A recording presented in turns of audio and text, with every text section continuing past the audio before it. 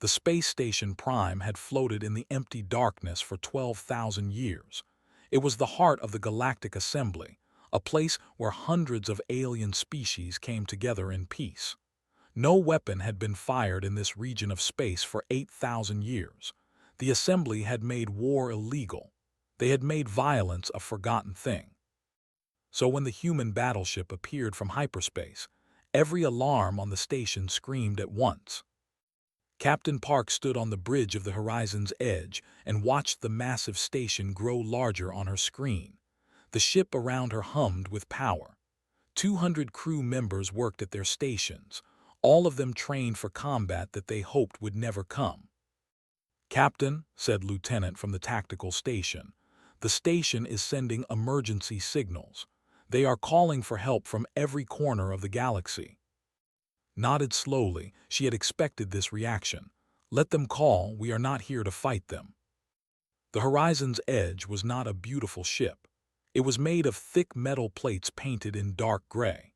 Its weapons were visible along its sides, long cannons that could fire beams of energy across thousands of kilometers. To the peaceful species of the galaxy, it must have looked like a nightmare from their ancient past. Ambassador walked onto the bridge. She was a small woman with sharp eyes and a calm voice that had ended arguments between nations back on Earth. Now she faced a much bigger challenge. "The Council is demanding to know why we have brought a warship into their space," said. "They are threatening to remove Earth from the Observer program." "Tell them we need to speak with them immediately," replied. "Tell them it is a matter of survival, not just ours, everyone's." Raised an eyebrow but did not argue. She had read the reports.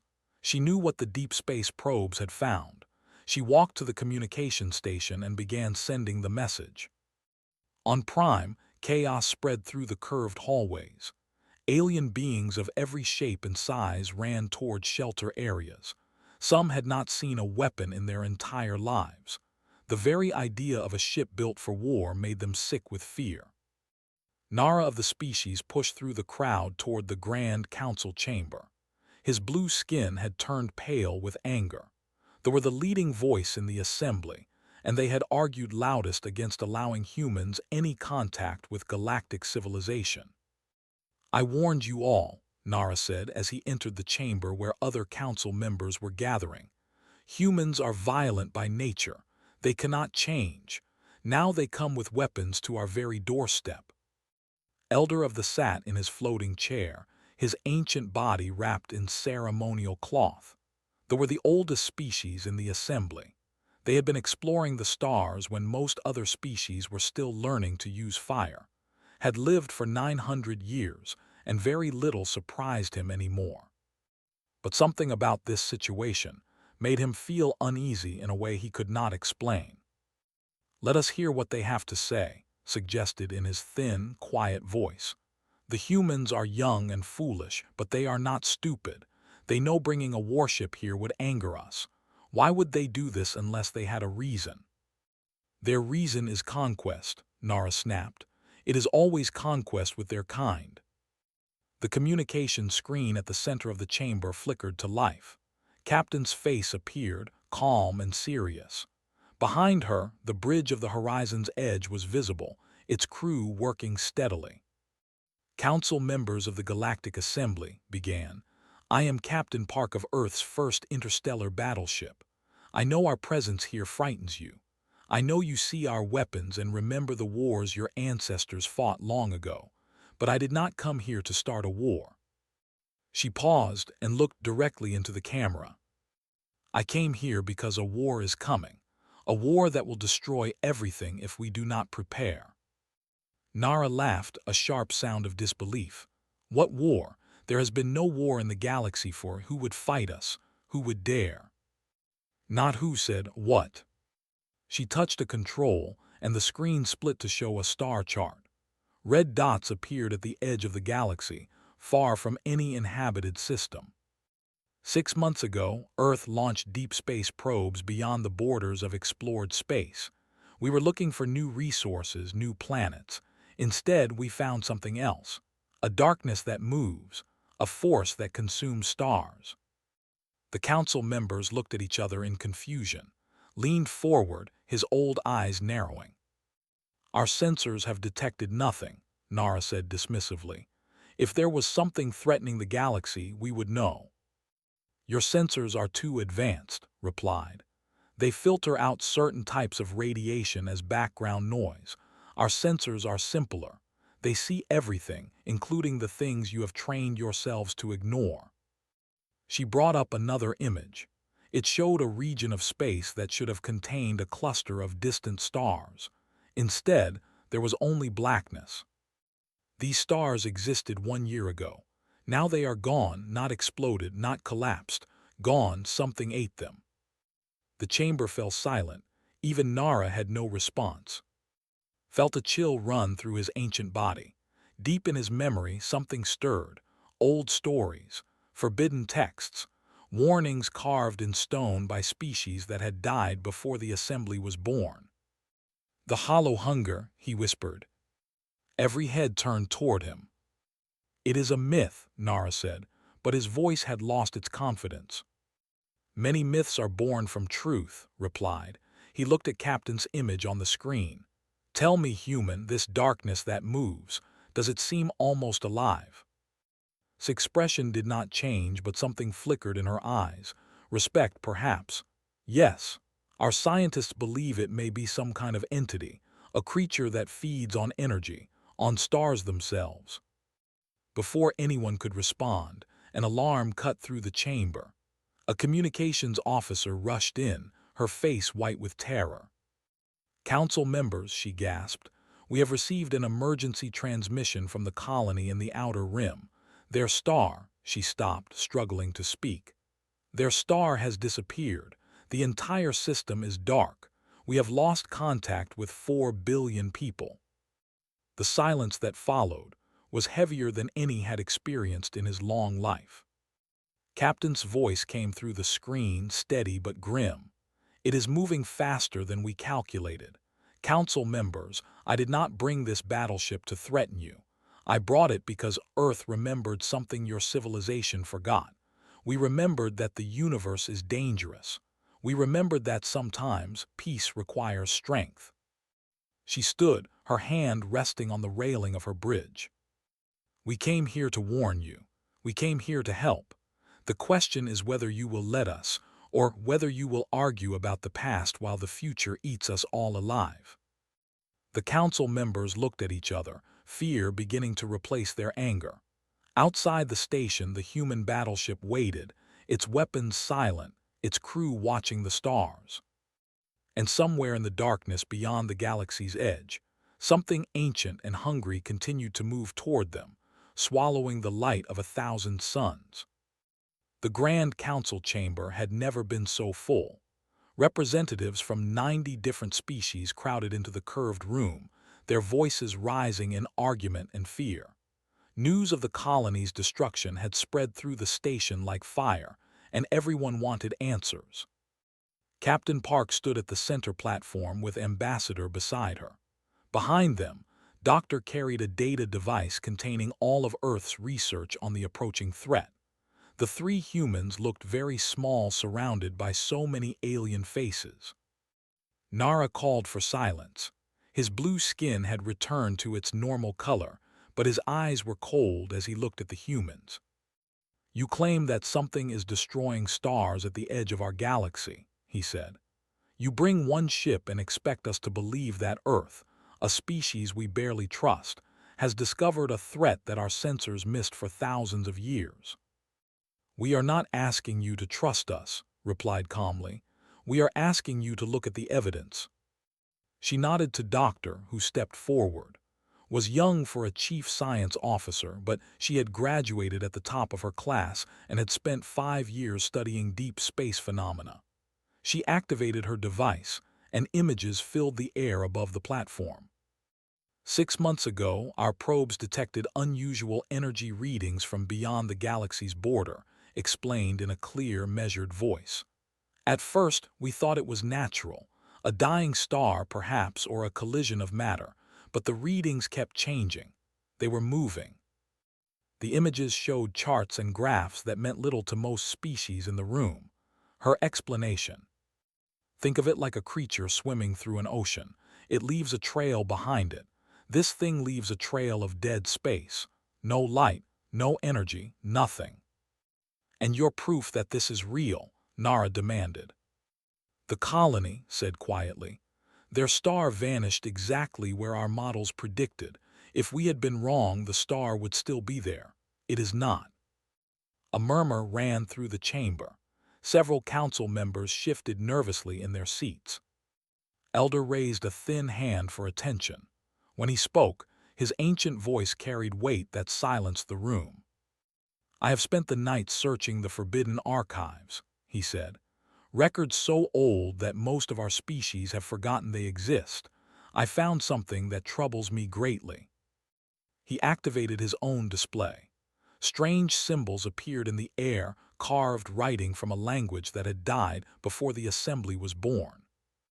These markings were left by the first ones, continued. The civilization that existed when the galaxy was young. They were the builders of the oldest stations, the makers of the first hyperspace routes, and they left a warning. He translated the symbols slowly. When the stars go silent, the hunger has returned. It ate our creators, it ate our allies. It will eat everything unless stopped. We wounded it, we drove it away, but it will come back. Remember, prepare. Do not forget as we forgot. The chamber was completely silent now. The hollow hunger said, it is not a myth, it is a memory, something that attacked the galaxy millions of years ago before any of our species existed. The first one stopped it somehow, but they knew it would return. Nara stood abruptly, his composure cracking. This is ridiculous. You are telling us that an ancient monster is coming to eat the galaxy, based on carvings and primitive human sensors. I am telling you what the evidence shows, replied without raising his voice. The humans saw something we chose to ignore. Their warnings match records that predate our entire civilization. We can dismiss this as coincidence, or we can prepare for the possibility that they are correct. Ambassador stepped forward. Council members, Earth does not want war with the Assembly. We built our battleships because our history taught us that peace is fragile. We hoped we would never need them, but now we believe we do. You built weapons, Nara spat. Weapons break the Assembly's most sacred law. Your most sacred law assumed that peace would last forever, said firmly. That nothing would ever threaten the galaxy again. Was that wise? Was it true? Before Nara could respond, another alarm shrieked through the chamber. The same communications officer who had brought news of appeared again, her body trembling. 3 more systems have gone dark, she reported, her voice breaking. The cluster, 40 billion people, their stars vanished within the last hour. Panic erupted in the chamber. Council members shouted at each other in fear and anger. Some demanded the humans be arrested. Others called for immediate evacuation of the station. A few simply stared in shock, unable to process what they were hearing. Captain raised her voice above the chaos. Listen to me. We have very little time. This thing is moving toward the populated core of the galaxy. Every hour we spend arguing is another system lost. Then what do you suggest? I asked. We have no weapons. We dismantled our fleets 8,000 years ago. We have nothing to fight with. You have us, said. Earth's fleet is small, 12 battleships, but it is something. We can study this creature, learn how it thinks, find a weakness. 12 ships against something that eats stars. Nara laughed bitterly. You are as foolish as your species has always been. Floated his chair to the center of the platform. Perhaps foolish, he said, or perhaps brave. The first ones also seemed foolish when they chose to fight instead of flee, but they won. They survived long enough to leave us warnings. He turned to face the full council. I propose we allow the human fleet to investigate. We can send observation vessels with them. If the humans are wrong, we lose nothing. If they are right, we may learn something that saves us all. The vote was close. Many species could not overcome their fear and distrust of humanity. But in the end, fear of the greater threat won. The proposal passed by a narrow margin. Captain nodded once in thanks. We will leave within the hour. Doctor, return to the horizon's edge and begin analyzing all available data. Lieutenant, prepare the crew for departure. As the humans turned to leave, called after them, Captain, a moment. She stopped and faced the ancient. I have studied many species in my long life, said. Humans are strange to us. You build weapons in times of peace. You prepare for war even when no enemy exists. We have always seen this as madness. Perhaps we were wrong. Met his eyes steadily. We do not prepare because we want to fight. We prepare because our world taught us hard lessons. Creatures that do not prepare do not survive. The hollow hunger was stopped once before, said, but the first ones had technologies we cannot imagine. They still nearly failed.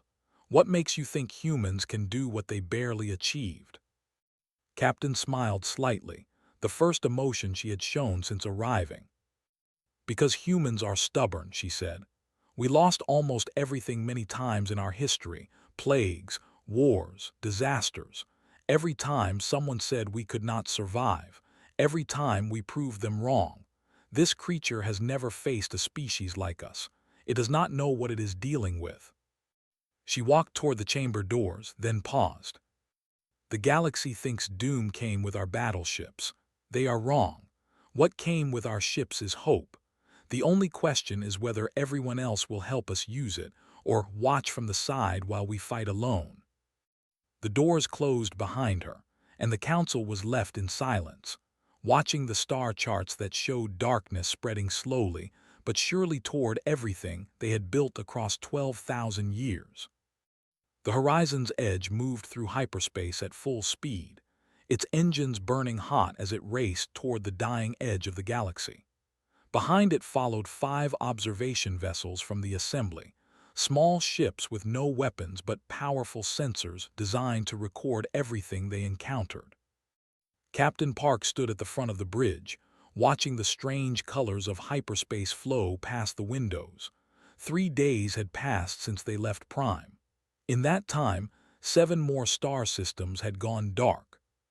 Captain, Lieutenant said from his station, we are approaching the coordinates, dropping from hyperspace in 2 minutes. All stations prepare for arrival, commanded. We do not know what we will find. Stay alert. The ship shuddered as it fell back into normal space. The screen filled with darkness. Doctor gasped softly at her science station. The readings on her screen made no sense. Where there should have been stars, planets, and the normal glow of cosmic energy, there was nothing. Absolute emptiness. This is impossible, she whispered. There should be 17 stars in this region. None of them exist anymore. Checked his tactical display. No debris, no radiation, no trace that anything was ever here. It is like the universe simply erased this part of itself. The observation vessels spread out, their sensors scanning in every direction. One of them, piloted by a crew, sent an urgent message to the horizon's edge. Human vessel, our instruments are detecting unusual patterns in the background radiation. Something moved through here recently, something very large. Chief Engineer appeared on the bridge, his uniform stained with grease from the engine room. He was a brilliant man who cared more about solving problems than looking professional. Captain, I am seeing energy signatures that should not exist. It is like something is absorbing light faster than physics allows. Studied the empty space on the screen. Somewhere out there, billions of people had been living their lives just days ago. Families, children, entire civilizations. Now there was only silence. Take us deeper into the affected zone, she ordered. Slowly, I want to understand what we are facing. The horizon's edge moved forward cautiously. The observation vessels followed at a distance, their crews nervous but unable to look away from their sensors. After an hour of travel through dead space, Sergeant Lee walked onto the bridge. He commanded the ship's marine unit, 50 soldiers trained for combat in any environment, was a big man with a calm face that hid a fierce protective instinct for his people. "Captain, the crew is getting anxious," he reported quietly. "This place feels wrong, like death itself is watching us." "Because it probably is," replied. "Tell your Marines to stay ready. I have a feeling we will meet our enemy soon." Her words proved true faster than anyone expected. The darkness ahead of them began to move.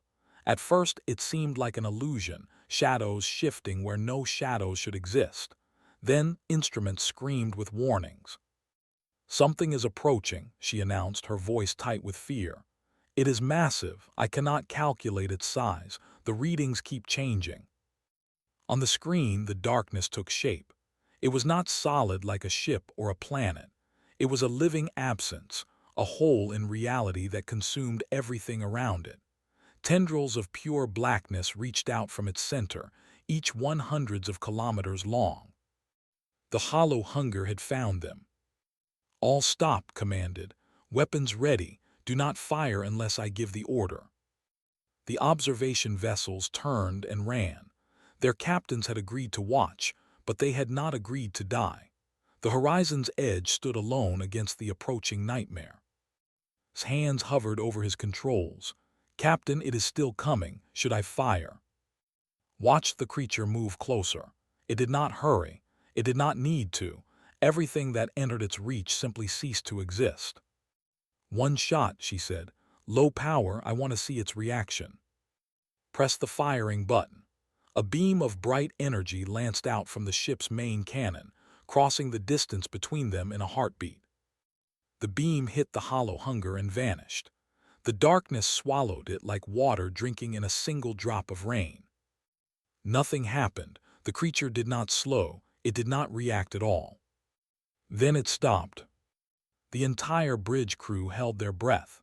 The hunger floated in space, its tendrils waving slowly as if it was thinking, or perhaps tasting. The ship's communication system crackled with static. Then a sound filled the bridge that made every person's blood run cold. Voices, thousands of them, millions, all speaking at once, overlapping in an endless scream of terror and pain. And within that chaos of sound, words formed, not spoken by any one voice, but assembled from the fragments of a billion dead souls. "You taste different." Engineer grabbed the edge of his station to steady himself. "That is coming from outside the ship. It is speaking to us through pure energy manipulation."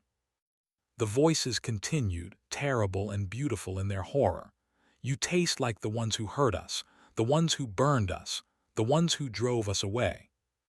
Captain stepped forward, closer to the screen. Her heart was pounding, but her voice remained steady. "You remember the first ones, the civilization that stopped you before." "Stopped," the hunger repeated, and the word dripped with hatred. "Wounded us, made us hungry, made us wait in the cold between stars, but they are gone now. Everyone is gone, except you." "What do you want?" asked. "To feed," the hunger answered. "To grow, to fill the emptiness they carved into us. Every star, every life, every spark of warmth in this cold universe, all of it, ours." Looked at her readings with wide eyes. "Captain, it is not just talking. It is scanning us, learning our language, our biology, everything about us in real time." "You are small," the hunger said. "Your weapons are nothing. Why did you come here? Why did you not run like the others?" Straightened her shoulders. "Because running does not stop you, because hiding does not make you go away. We came here to look at you, to understand you, and eventually to stop you." The hunger made a sound that might have been laughter, assembled from the cries of dying children and the screams of burning worlds. "Stop us? Nothing can stop us. The first ones tried, they died. You will die too, but you taste interesting. We will save you for last. We will let you watch as we eat everything you love." The tendrils began moving again, reaching toward the horizon's edge. "Full reverse," shouted. "All power to engines." The ship's drives roared to life, pushing them backward as fast as the engines could manage. The hunger's tendrils passed through the space they had occupied moments before. They were not fast enough. One tendril brushed against the ship's outer hull. In that instant, every system on the bridge flickered, lights dimmed, power fluctuated, and somewhere in the lower decks, 17 crew members simply vanished, their life energy consumed in the space between heartbeats. "We have lost contact with Deck 7, reported, his voice shaking. 17 people, they are gone. The horizon's edge broke free of the hunger's reach and accelerated toward hyperspace. Behind them, the darkness remained still, watching them flee. "We will wait for you," the voices said through the static. "We have waited millions of years. We can wait a little longer. Run, little humans. Run and warn your galaxy. It will not save them. Nothing can save them now." The ship jumped into hyperspace, leaving the emptiness behind. But the crew knew the truth. They had seen their enemy. They had lost people to its touch. And they had learned the most terrifying fact of all. The hollow hunger was not just powerful. It was patient. It was intelligent. And it was coming for everything they had ever known. In her quarters that night, Captain sat alone, staring at the names of the 17 people who would never return home. Somewhere in the back of her mind, the echo of a million stolen voices still whispered. They had found the enemy. Now they had to find a way to kill it, or the galaxy would fall into eternal silence. The horizon's edge returned to Prime as a wounded ship carrying terrible news. 17 empty bunks. 17 names added to a list that would only grow longer. And a message from the enemy that promised death for every living thing in the galaxy. The council gathered again, but this time the mood was different. Fear had replaced pride. The observation vessels had recorded everything. Every species in the assembly had seen the hollow hunger. They had heard its stolen voices. They understood now that this was not a human trick or a political game. This was extinction. Elder floated at the center of the chamber, his ancient eyes carrying a weight that seemed heavier than before. "I have spent the days since your departure searching deeper into the forbidden archives," he announced. "What I found changes everything we believed about our history." He activated a display that showed images older than any species in the room could comprehend. Structures of impossible size, ships that moved between galaxies, beings of light and energy that had once ruled the stars. "The first ones were not simply an ancient civilization," explained. "They were the galaxy's first empire. They controlled everything from the core to the outer rim. Their technology made our greatest achievements look like children's toys." He paused, letting the images sink in. "And they created the hollow hunger." Gasps filled the chamber. Nara stood abruptly. "What do you mean, created it?" "It was a weapon," said heavily. "The first ones had enemies beyond the galaxy, rivals from other cosmic empires. They needed something that could destroy entire civilizations quickly, so they built a creature designed to consume energy in all its forms: stars, planets, life itself." Captain listened with growing understanding. The weapon worked too well. "Yes," confirmed. "The hollow hunger fed on the first one's enemies, but it grew smarter with every meal. It became self-aware. It decided it was hungry for more than just enemies. It turned on its creators and ate them too." The chamber fell into horrified silence. "The remaining first ones gathered their final strength," continued. "They used everything they had left to wound the hunger. They did not kill it. They could not. But they hurt it badly enough that it retreated into the void between galaxies to heal." "How long did that take?" Ambassador asked. "Millions of years," replied. "The first ones knew it would return eventually. They left warnings for whoever came after them. They hoped future civilizations would prepare." "We did not," Nara said quietly, his earlier arrogance completely gone. "We forgot. We chose peace and forgot that danger still existed." Admiral Shin's face appeared on the Council's communication screen. She had arrived 2 days ago with the rest of Earth's fleet, 12 battleships that now orbited Prime like protective guardians. "The question is not what happened in the past," the admiral said. "The question is what we do now. My ships are ready to fight, but we cannot defeat this thing with weapons alone. Our encounter proved that." Engineer stepped forward. He had spent every waking hour since their return studying the Hunger's energy signatures. "I may have found something useful," he said. "The creature feeds on energy. It absorbs everything we throw at it. But there has to be a limit. Nothing can absorb infinite power without consequence." "You are suggesting we overfeed it," Doctor realized. "Exactly," nodded. "The first ones wounded it somehow. Maybe they forced too much energy into it at once, made it consume more than it could handle." Captain studied the engineer's calculations on the display. "How much energy would we need?" His face fell slightly. "More than our entire fleet can produce, more than every weapon in the galaxy. We would need something like the combined output of 100 stars, delivered instantly." The chamber erupted in frustrated murmurs. Such power was impossible. No civilization could generate that much energy. Then spoke one word that silenced everyone. "The core." All eyes turned to the ancient. "The core," he repeated. "The artificial star that has powered the Assembly's civilization for 4,000 years. It produces more energy than any natural star in the galaxy. If we overloaded it deliberately, triggered a controlled explosion." "You would destroy the heart of our civilization," Nara said, his voice hollow. "The core provides power to half the galaxy. Without it, trillions would suffer. Entire systems would go dark." "Trillions would suffer," agreed. "But they would live. If the hunger continues unchecked, everyone dies. Not just the Assembly, not just this galaxy. The creature will keep feeding until there is nothing left anywhere." The council fell into heated argument. Some members refused to consider sacrificing the core. Others demanded immediate action. Species that had never agreed on anything found themselves taking sides in a debate that would determine the fate of all life. Admiral Shin watched the chaos through the communication screen. "While you debate, the hunger moves closer. Every hour another system dies. We do not have the luxury of endless discussion." Nara stood, his decision made. "The humans brought this crisis to our attention. Let the humans solve it.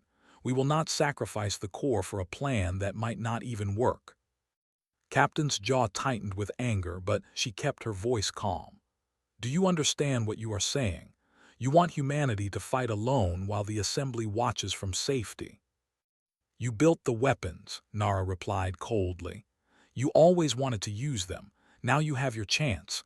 Prove that your violent nature serves some purpose." "If we fail," Admiral Shin said slowly, "the hunger will come for the Assembly next. The core will not protect you." "Then do not fail," Nara said. The vote followed quickly. The Assembly refused to authorize the use of the core. Humanity would fight alone with whatever resources they could gather. Captain walked out of the chamber with Floating beside her. "I am sorry," the old said. "They are frightened. Frightened beings often make poor choices." "We knew this might happen," replied. "Humans have always fought alone when it mattered most. We are used to it." "You should not have to be," said. He paused, seeming to struggle with a decision. "I cannot give you the core, but I can give you something else. Knowledge." He handed her a small data device. "This contains everything the first ones recorded about their final battle with the hunger, their strategies, their failures, and one piece of information that might help you. The creature has a center, a heart, if you will. All the energy it absorbs flows through that point. If you could strike it directly with enough force, we might be able to wound it like they did." Finished. "Perhaps," said, "or perhaps you will find a way to do what they could not, to end it forever." Took the device and met the ancient being's eyes. "Why help us? Your council has turned its back." "Because not all of us have forgotten what courage looks like," said. And because if there is any species in this galaxy stubborn enough to fight the impossible and win, it is yours. Go, Captain. Save us from ourselves. Returned to her ship, where her crew waited. Sergeant Lee met her at the airlock with a question in his eyes. The assembly refused to help, told him. We are on our own. Nodded slowly. Then we fight alone. My Marines are ready, whatever you need, Captain. Looked around at her crew, at the faces of men and women who had left their homes to sail into the darkness. They were afraid. Anyone would be, but they were also determined. Prepare for departure, she commanded. We have a monster to kill, and humanity does not know how to give up. The horizon's edge broke from orbit, followed by 11 sister ships, 12 battleships against a creature that ate stars. The odds were impossible, but as the fleet jumped into hyperspace, heading toward their final battle, Captain remembered something her grandmother had told her long ago. Impossible, the old woman had said, is just another word for something that has not been done yet. Today they would do the impossible, or they would die trying. Either way, the galaxy would remember that when extinction came, humanity did not run. Humanity fought. The final battle began in the cold space between dying stars. Earth's fleet emerged from hyperspace in formation, 12 battleships facing an enemy larger than worlds. The hollow hunger waited for them, its darkness spreading across the void like a stain on reality itself. Around it, the corpses of 100 consumed systems drifted in eternal silence. Captain Park stood on the bridge of the horizon's edge, her crew working at their stations with grim determination. Beside her, Lieutenant monitored the tactical display while Doctor analyzed the hunger's energy patterns. Admiral Shin is coordinating the attack pattern, reported. All ships are in position. Studied the creature before them. Somewhere in that mass of living darkness was a heart, a center point where all the stolen energy flowed. That was their target. The first ones found a way to wound it, she said quietly. We need to find a way to kill it. The battle began without ceremony. Admiral Shin gave the order, and all 12 battleships opened fire at once. Beams of pure energy lanced through space, striking the hunger from every angle. The creature absorbed everything. Its tendrils reached out lazily, almost playfully, swatting at the tiny ships that dared to challenge it. The destroyer Infinite Dawn was the first to fall. One tendril passed through it, and the ship simply ceased to exist. 300 crew members gone in an instant. Evasive maneuvers, Admiral Shin commanded across the fleet channel. Do not let it touch you. The ships scattered, continuing their assault while dancing away from the reaching darkness. Engineer worked frantically at his station, trying to find any weakness in the creature's defenses. The energy is flowing somewhere, he muttered. It has to go somewhere. His eyes widened as she noticed something on her display. There, deep inside, do you see it? A concentration point. That must be the heart. Saw it too. A tiny point of light buried within miles of darkness. The stolen energy of 1,000,000 stars compressed into a single location. If we could reach it, said, if we could overload it directly. Our weapons cannot penetrate that deep, replied. We would need to fly into the creature itself. Another ship exploded on the tactical display. The Morning Star gone with all hands. 10 ships remained. Captain made her decision. This is Captain to all vessels, she broadcast. The target is the creature's core. I am taking the horizon's edge inside. Cover our approach as long as you can. Admiral Shin's voice crackled over the communication system. Captain, that is suicide. You cannot survive inside that thing. Then we die fighting, replied. Better than watching the galaxy burn. She turned to her crew. Every face showed fear, but no one moved toward the escape pods. No one asked to leave. Anyone who wants to transfer to another ship can do so now, offered. I will not order anyone to die with me. Sergeant Lee stepped forward, his Marines standing behind him. We go where you go, Captain. That is what soldiers do. Engineer laughed nervously. I want to see if my calculations are correct. Dying would be a small price for that answer. Lieutenant simply nodded. Set the course, Captain. We are ready. Doctor wiped tears from her eyes and returned to her station. The core is 3 kilometers deep. I will guide us there. Felt something warm spread through her chest. Pride, love, grief for what was about to be lost. Full power to engines, she commanded. Take us in. The horizon's edge turned toward the hollow hunger and accelerated. The remaining 9 ships formed a protective shell around them, pouring fire into the darkness to create a momentary path. The creature's stolen voices filled the communication systems. You come to us, foolish, brave, delicious. We will add your screams to our collection. The ship entered the darkness. Immediately, systems began failing. Lights flickered. Power drained from every console. The crew felt cold spreading through the walls as their life energy began to slip away. 3 kilometers to the core, reported, her voice weakening. Tendrils wrapped around the ship, pulling at it, trying to tear it apart. The hull groaned with stress. Gathered his Marines at the main airlock. If any of those things get inside, he said, we hold them off as long as possible. He looked at his soldiers, men and women who had trained for this moment without ever imagining it would come. It has been an honor. 2 kilometers, whispered. She was pale now, barely able to stand. His console exploded in sparks. He fell back, burned but alive. Engine power is failing. We will not make it at this rate. Outside the ship, something unexpected happened. A new light appeared in the darkness, then another, and another. Ships, dozens of them, hundreds. The Galactic Assembly fleet emerged from hyperspace, weapons blazing. Nara's voice cut through the static. Human vessels, this is the combined fleet of the Galactic Assembly. We could not let you fight alone. Captain stared at the display in disbelief. Warships, cruisers, vessels from species that had not built weapons in thousands of years, hastily armed and crewed by beings who had never known war. Why, she managed to ask.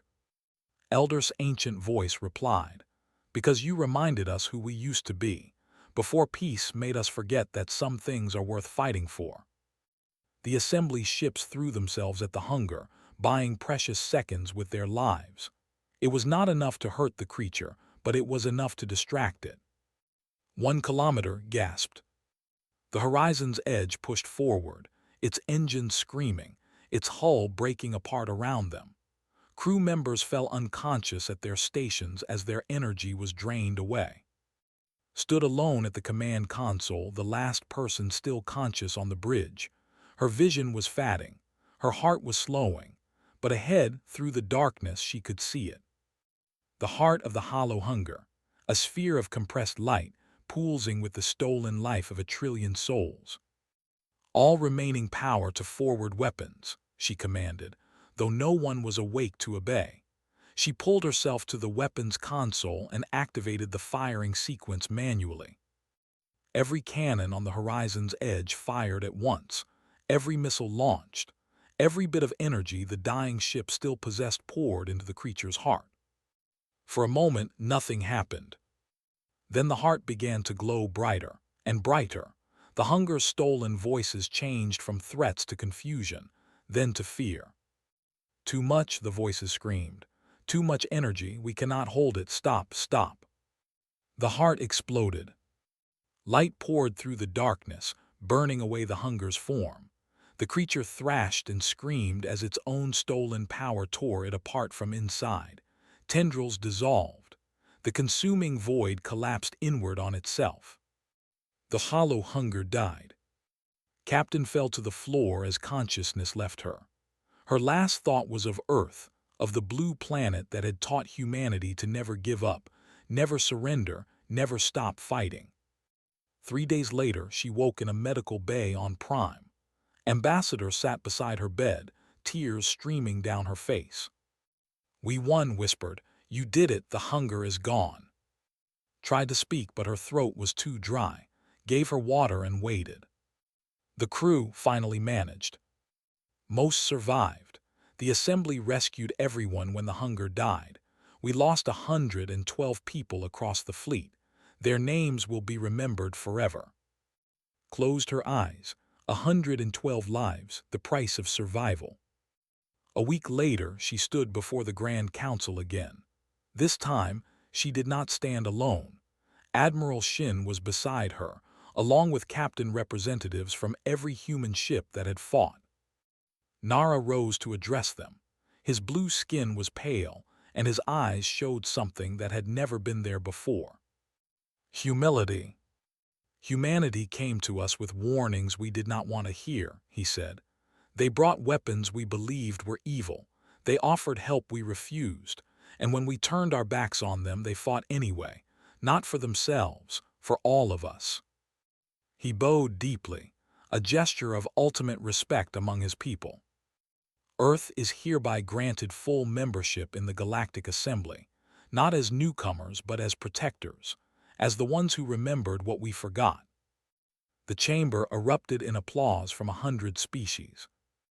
Later, Elder found Captain standing alone, looking out at the stars.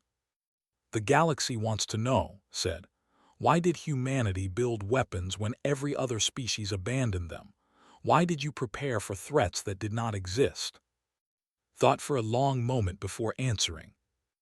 Every human child is told stories about monsters in the dark, she said. Dragons, demons, things that wait in shadows. We never stopped believing that something might be out there, something hungry, something dangerous. She turned to face the ancient. We built weapons because we never stopped being afraid, and because of that fear we never stopped being ready. That is what humanity brought to this galaxy. Not doom, not war, readiness. And when the darkness came, readiness was the only thing that saved everyone.